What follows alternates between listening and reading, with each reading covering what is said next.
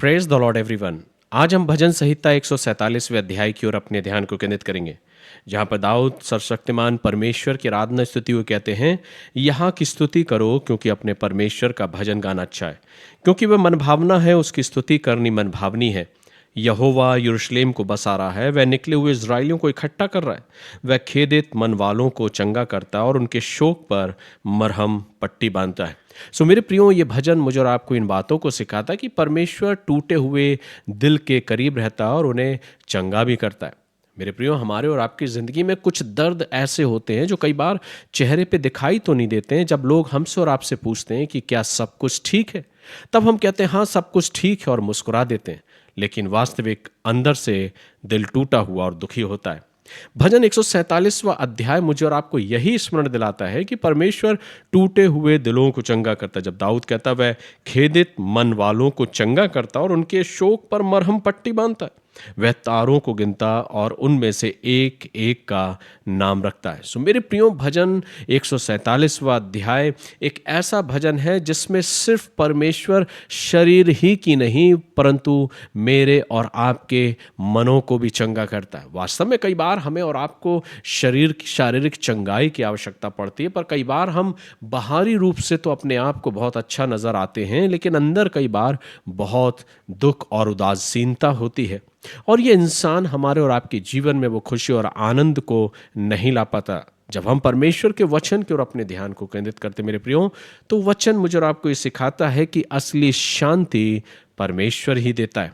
जब लोग हमको और आपको समझ ना पाएं, जब प्रार्थना का उत्तर हमें और आपको देरी से मिलता है, जब दिल में कई बार बहुत से विचार उत्पन्न होते हैं, एक बेचैनी सी होती है, ऐसे समय में परमेश्वर का वचन मुझे और आपको सिखाता है कि हमें अपने प्रभु के करीब जाना चाहिए।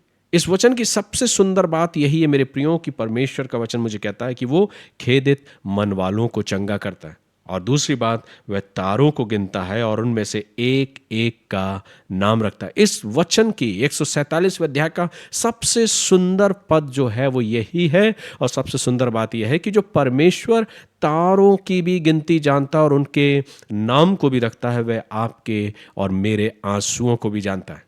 आप दुनिया के लिए बेशक बहुत छोटे हो सकते हैं, लेकिन परमेश्वर के लिए आप और हम बहुत ही अनमोल है। जिस दर्द को आज हम और आप अपने लोगों से छुपाते हैं, उसे परमेश्वर पूरी तरह से जानता है। इसलिए आइए आज अपने जीवन में अगर किसी भी बात की निराशा, उदासीनता, जो मन खेदित है, दुखित है, अपने प्रभु को स्मरण करें, क्योंकि जीवन में सच्ची शांति, आनंद और अनुग्रह का देने वाला मेरा और आपका परमेश्वर है। और ये वचन जो मुझे आपको बताता, जो परमेश्वर तारों को भी गिनना जानता है और उनके नामों को रखता है, एक एक के नाम को रखता है, वो परमेश्वर मुझ और आपको कैसे भूल सकता है।